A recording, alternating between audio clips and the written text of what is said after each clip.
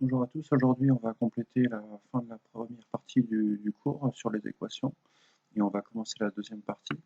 Donc là, ce que j'ai devant moi, c'est le fichier que je vous ai donné hier, chapitre les équations. On est toujours dans le grand 1 qui est très très long, qui fait 4 pages. Et on arrive à l'exemple. Donc vous avez la longueur d'un rectangle qui est le triple de sa largeur. Détermine les dimensions de ce rectangle pour que le périmètre soit 20 mètres. Donc puisque on ne connaît pas la largeur, on ne connaît pas la longueur, on repère quand même que la longueur est égale à 3 fois la largeur.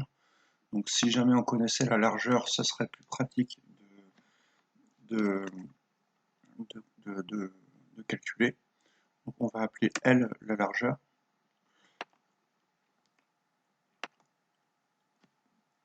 Et puis on va écrire le périmètre qui doit être égal à 20.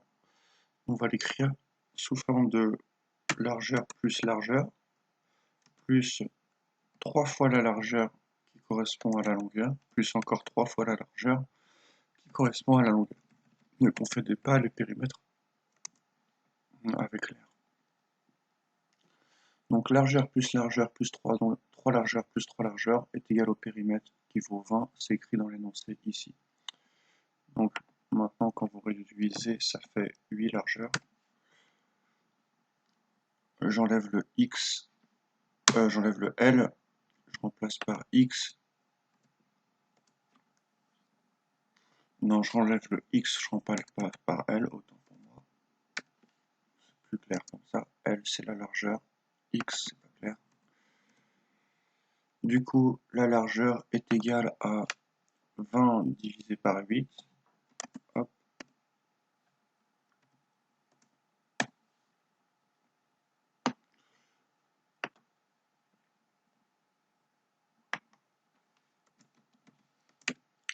On a 2 mètres et demi. Conclusion, la largeur du rectangle est 2 mètres et demi. Et la longueur du rectangle est égale à 3 fois 2 mètres et demi, c'est-à-dire 7 mètres et demi. Dans l'exercice 3, il y a 36 cadeaux répartis dans les 3 boîtes notées A, B, C.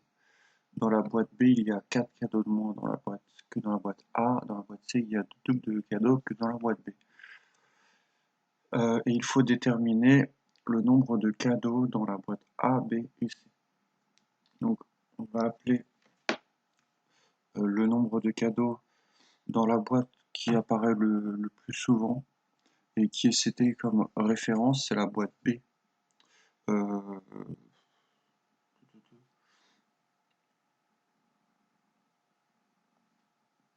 donc, on appelle petit b le nombre de cadeaux dans la boîte B.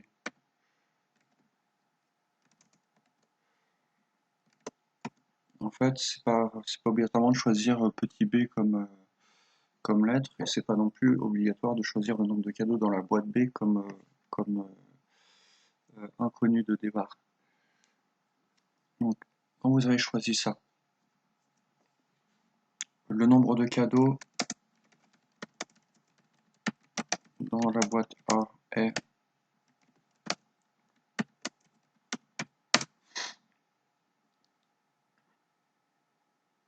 donc vu que dans la boîte B il y a 4 cadeaux de moins que dans la boîte A, donc dans la boîte A il y a 4 cadeaux de plus. À l'envers. Ensuite, le nombre de cadeaux dans la boîte C. Dans la boîte C, on vous dit qu'il y a le double de cadeaux de la boîte B. Donc, c'est 2B. 2 fois B. 2B. À l'aide d'une équation, détermine le cadeau. Ok.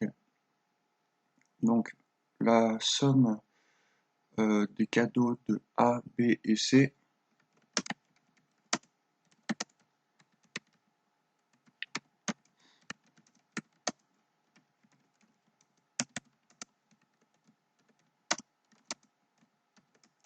est 2 points à la ligne. Donc d'une part, avec les inconnus, c'est B plus 4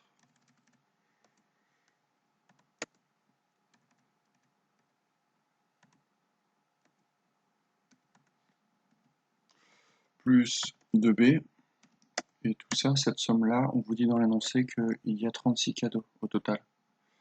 Après, vous faites comme dans l'exercice précédent, vous réduisez.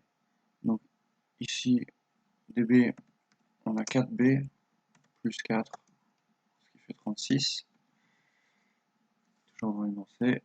On va placer le 4 à droite en changeant de signe, ce qui donne 4b est égal à 32. À la fin, on obtient b est égal à 32 divisé par 4, qui fait 8.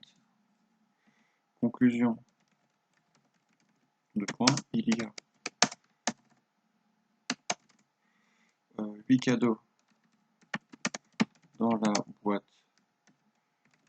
B. Ensuite, dans la boîte A, il y en a 4 de plus, donc 12 cadeaux dans la boîte A. Je ne sais pas si vous voyez la subtilité, mais là, pour répondre à la question, je prends mon inconnu, et après, je laisse tomber l'équation, je prends surtout pas ces 3 lignes-là. Après, pour répondre à la question à la boîte, du nombre de cadeaux dans la boîte A, puis dans la boîte C, je regarde l'énoncé, et ça va me permettre de faire une vérification à la fin que ma somme de cadeaux fait bien 36, et vérifier que je ne me suis pas trompé. Ça arrive qu'on se trompe. Parfois, l'erreur fréquente, c'est de remplacer le B plus 4 par B moins 4, par exemple, ce genre de choses-là. Ensuite, pour la boîte C, il y a de cadeaux dans la boîte B, c'est écrit ici. Donc,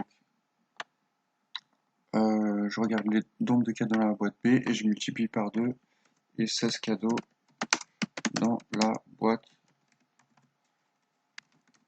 C. Ensuite, de tête, vous vérifiez bien que la somme des 3 fait bien 36. 8 et 12, 20 et 16, 36. Donc c'est correct. Voilà. On passe à l'exercice 4. Alors, prouvez que si le périmètre du rectangle est 28, alors ce rectangle est en fait un carré. Alors, je n'ai pas laissé assez de place et je m'aperçois qu'il y a un problème quand j'ai mis en page mon texte.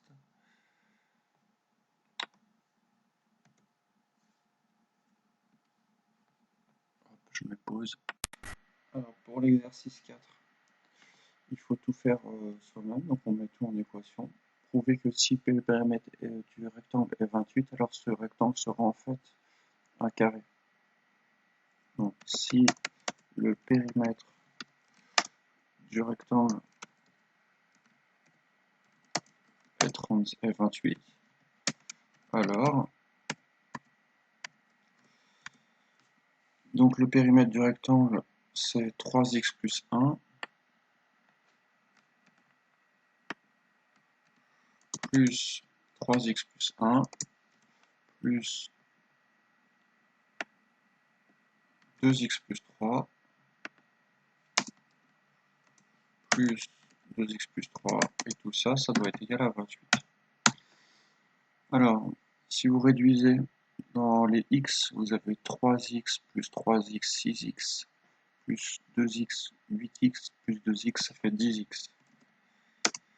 Ensuite, dans les nombres, vous avez 1 plus 1, 2, plus 3, 5, plus 3, 8. Et ce qui donne 28. Vous placez le 8 de l'autre côté, en changeant de signe. Ça fait 28 moins 8. Ensuite, vous réduisez l'expression. Vous arrivez à 20 et vous tombez sur x est égal à 10. Petit x. Phrase réponse. La longueur x est égale à 10, donc conclusion. Si x égale 10, virgule, alors la largeur du rectangle est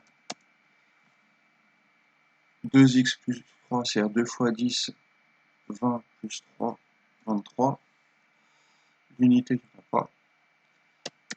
Et la longueur est 3x plus 1, 3 fois 10 plus 1. Ah, il y a un petit problème, je vais chercher. Voilà, donc l'erreur tout simplement c'était que 20 divisé par 10, j'ai pas écrit mon calcul, j'ai pas calculé.